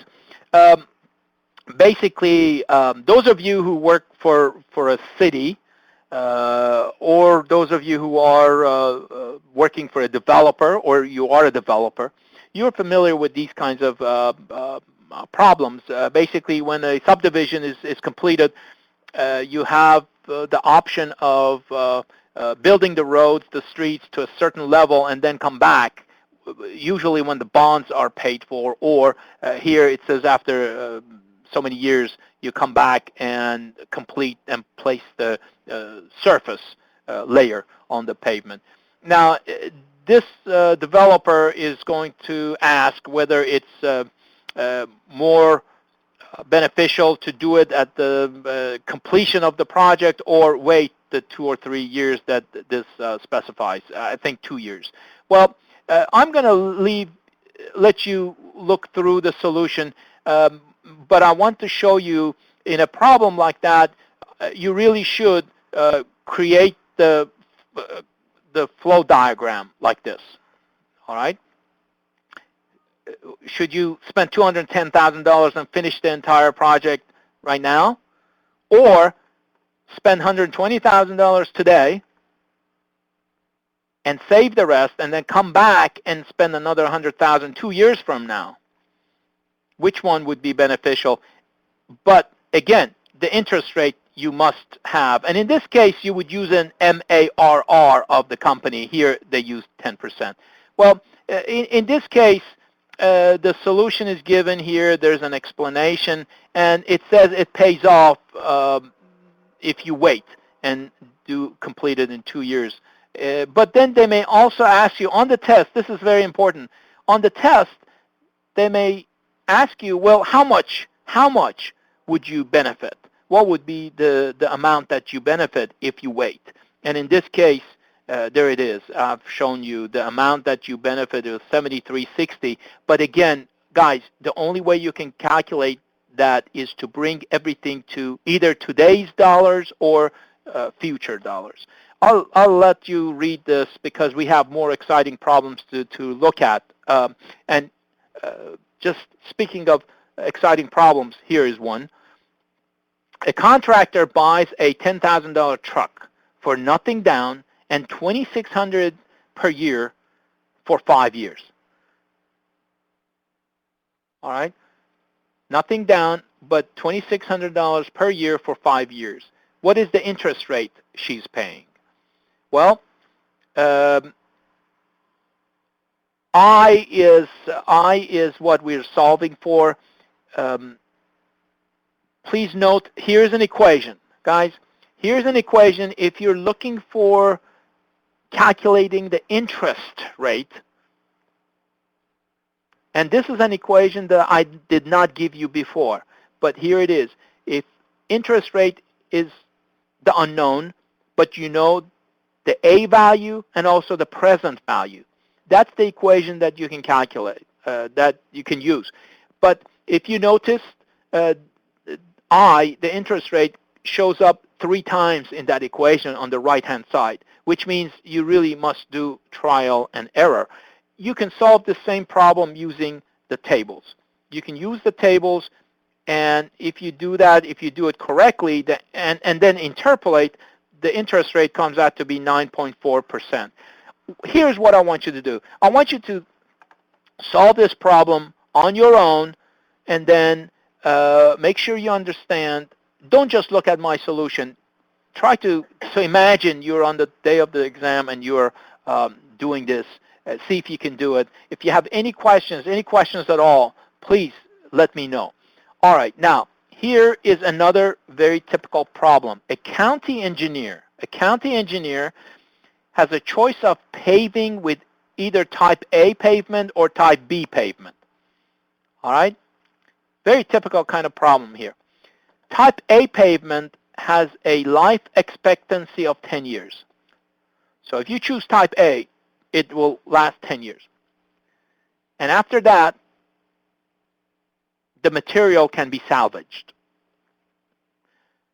Type B lasts only 5 years, but it is much less expensive. In other words, the initial cost is not as much. All right, let's look at this table. Type A, cost new, $20,000. Annual maintenance, $1,000 per year. Estimated life, 10 years. Salvage value at the end of life, $2,500. And they say 6% is what they're using. For type B, the problem said, look, it's cheaper, all right? So it's $5,000 now. Annual maintenance is $2,000, but only lasts 5 years, and there's no salvage value. Now, you may wonder, what is the salvage value of a pavement? Well, you know, we're talking about basically, for example, concrete or asphalt. We can remove it from the pavement and either break it up and use it as base, or use the concrete as crushed concrete as aggregate in some other project. So there is some value to it. But you know what, guys? In a problem like this, one thing that you want to realize is that, and this is very, very important, the service life of these two alternatives are different. This makes it a little difficult, all right? Because type A, you know, with the costs, it lasts 10 years. But type B, cheaper, but only 5 years. So what do we do? Well, if you analyze this based on an annualized cost, you can, and I think that's what I've done here. Let's see. We are looking at, we have to compare 10 years and 10 years. All right? So what we do is, on this page, this example problem, what I've done, I've found net worth at the present for type A based on 10 years, and the net present worth at the very bottom, net present worth for B, I was only able to find it based on 2 applications. In other words, I'm assuming 2 5-year applications. In other words, after the end of the first 5 years, I come back and build another one of these pavements. So now I have a combined life of 10 years, and then I can compare it. This is certainly an acceptable method, but the fallacy, the problem with it is that I'm assuming that 5 years from now, this type of pavement is going to cost me exactly what it costs today. That's the assumption that we're making here, which is we may not be true. All right. So this is the same problem continued. Here's what my recommendation is to you, and please make a note of it. If they give you a kind of problem like this, 2 alternatives that have different, the alternatives have different lives, service lives, what you should do is analyze it based on A value, annualize the cost. And think about it. If you annualize the cost, it doesn't really matter if one lasts 10 years or 5 years. Let's move on to the next problem. Problem 5, an equipment rental firm. An equipment rental firm has $30,000 to invest. Considering the addition of a backhoe to its rental inventory, if the firm uses 15% return on the investment, MARR is 15% for this company. Which investment, if either, of the following alternatives should be selected? And here are the alternatives. Let's look at the ingredients. Well, we have the first cost, salvage value for both, annual maintenance is given, annual rental income is given. Pretty straightforward. And we're analyzing it for 5 years. The interest rate is 15%. Here is the solution, guys. And this is a problem that all of you should be very comfortable doing, all right? Please do as many problems like exactly this one that I showed you, and really all of them, all right?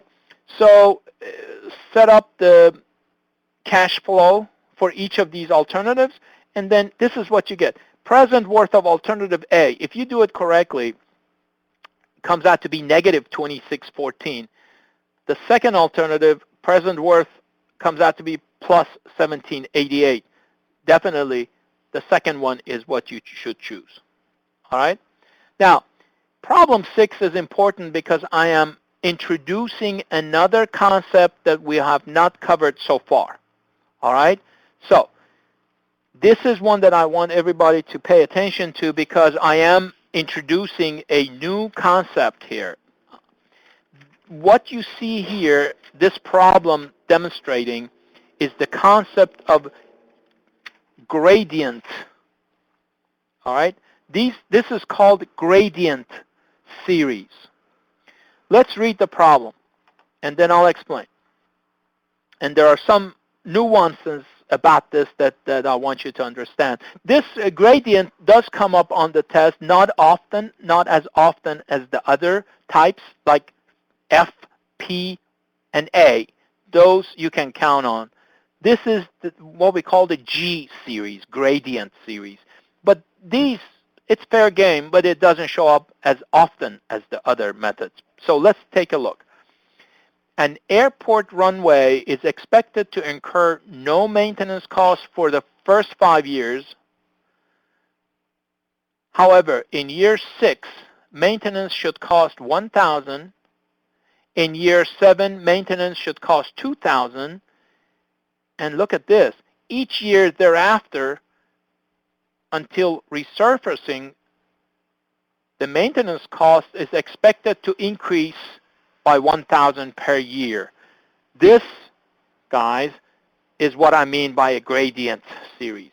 So in year 6, maintenance needs begin, and it's $1,000 at that year, and then every year after until year 15, $1,000 is added to the maintenance cost.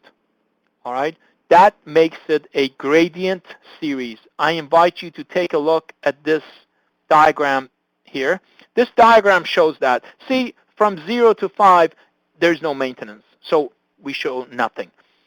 But then at year number 6, the gradient starts with 1,000. All right? Now, the problem says what they want you to find is the equivalent uniform annual maintenance cost. All right?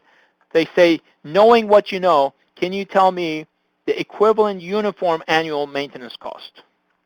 Which means we need to find an A value starting immediately. All right? So let me explain a couple of things to you. These gradient series, by the way, the table that I gave you, the table of interest factors, they have this. Take a look at it. If it's in front of you, please take a look at the two columns on the the right of each page. The very top, it says gradient series, and then they show it by G. So you have A over G or P over G. Find A given G, find P given G. All right? And then you can see in the factor here, it also shows that. Okay, now,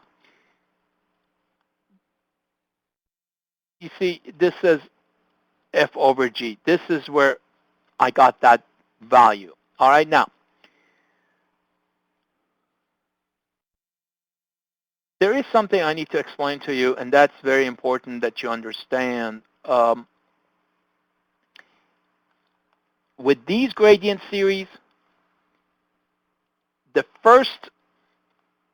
present value begins here. That is very important for you to understand, all right? And I know this confuses some people, but not you guys.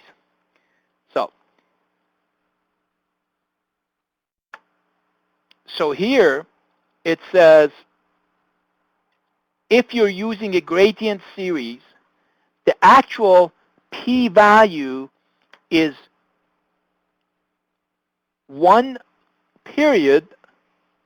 It's one period before the 0 here. You see this? So the present worth begins, in this case, at year 4. All right? And don't let that confuse you. Guys, this is how those tables and factors were set up. All right?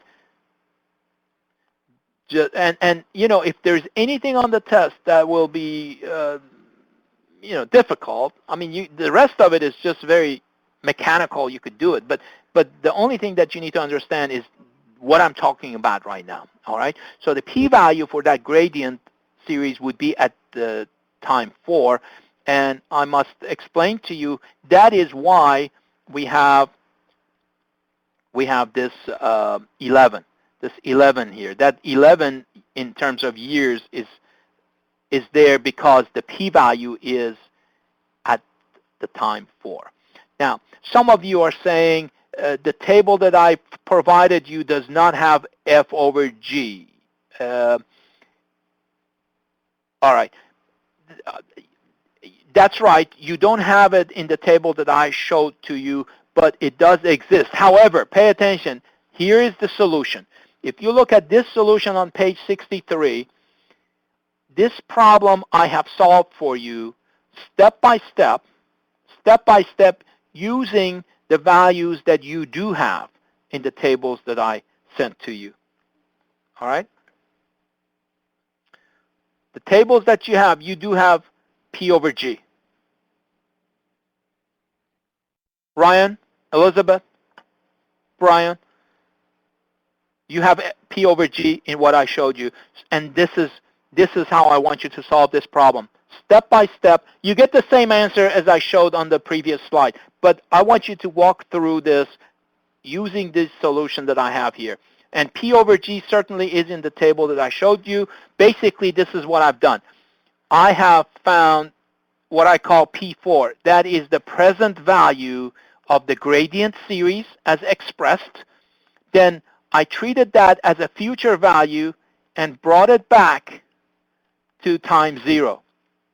That I did right here. Does everybody follow? So P4, which is the present value of the gradient series at the time 4, year 4, I treat that as a future value, bring it back to P0, and then, since they want that cost annualized, I take the P0, treat that as P, and find equivalent A for it. And that, guys, I did at the very last line. I hope you find this helpful. All right? So if there's anything difficult about gradient series, it's the fact that it is 1 unit to the left of the 0 year. All right? Look at these numbers. Do this problem on your own, and if you have any questions, please let me know. There are just 1 or 2 more problems that I want to point out to you. The remainder of these problems, they're all have the solutions, and you can look through it. In this problem, for example, before we leave, these are 3 college football playing field coverings, all right? Turf King, Turf Ease, Turf Magic. The problem, and they are asking you as the consultant to tell them which one they should choose. The problem is that each one, please pay attention here. This is where the problem is with this particular situation. Each one of these alternatives has a different service life. Turf King, 12 years. Turf Ease, 15 years. Turf Magic, 10 years. So what did I tell you? And all 3 have salvage values. What did I tell you you should do in a situation like this? Convert everything in terms of annual worth. All right? NAW here stands for net annual worth. So the net annual worth of each one, and annualizing the worth really is helpful, because then you don't need to worry about the different service lives or the expected lives. And in this case, by the way, if you do this analysis, which based on the results, which one would you pick? Well, basically, the net annual worth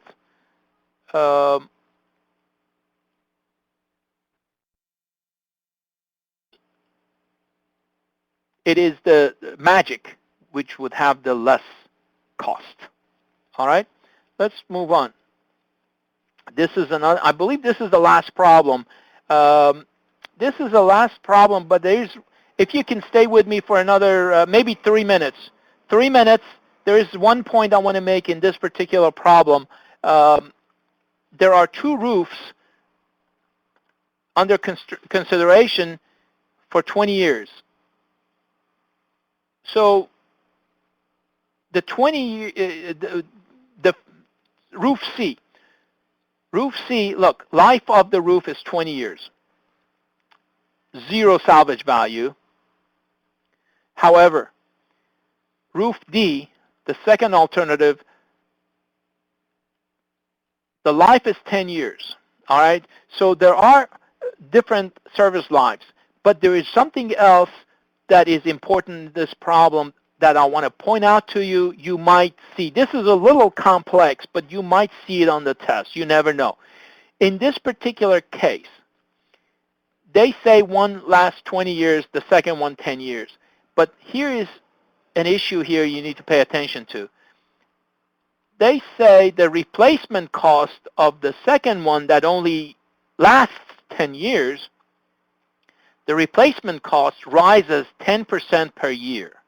So if you use it for 10 years and then you want to re-roof for another 10 years, so would be equivalent to the 20 of this other roof, you must somehow allow for this 10% rise. All right? Now, we don't have a whole lot of time, but I want to point out just one thing to you, and you can study this on your own. That 10% rise, it's right here, guys. That's what I've done. That, if you look at that, you will see how I'm using that information in this analysis. All right? The interest rate for both roofs are given to be 12%. But in this case, in this particular factor, you see I use 10%. That is not a misprint. That 10% is the 10% rise per year of the replacement cost that I'm using here simply like an interest. All right? So take a look at that, and in this case, we've got a roof C has a $66.95 per year cost, roof D $61.44. So which one would you pick? The one that costs less, $61.44. So roof D would be the answer here. Problem 9, I'll leave it up to you. This is a benefit cost ratio analysis. I'll leave this for you to do. Please do it if you need. I don't think I gave you the answer. If you have any questions about it, let me know. And let me know how you find it, how you get the answer. No, Amjad, I don't think you can. No. And this is the end. Guys, I've had a lot of fun with you today. Study these problems. You will see problems like this on the test. So practice many of these, and they're really not that difficult if you learn the rules. I will be back with you on Thursday. Have a great Wednesday. Don't forget to study 10 hours a week. So long.